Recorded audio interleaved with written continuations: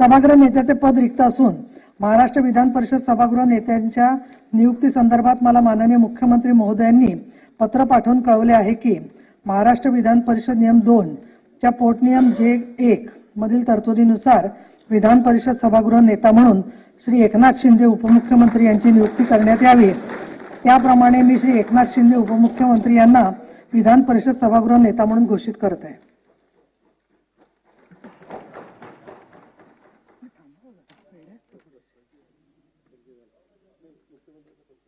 मुख्यमंत्री परिचय आपण द्या।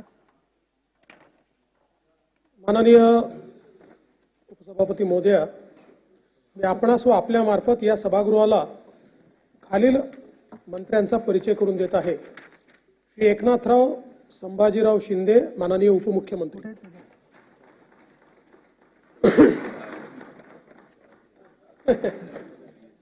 श्री अजितदादा अनंतराव पवार, माननीय उपमुख्यमंत्री।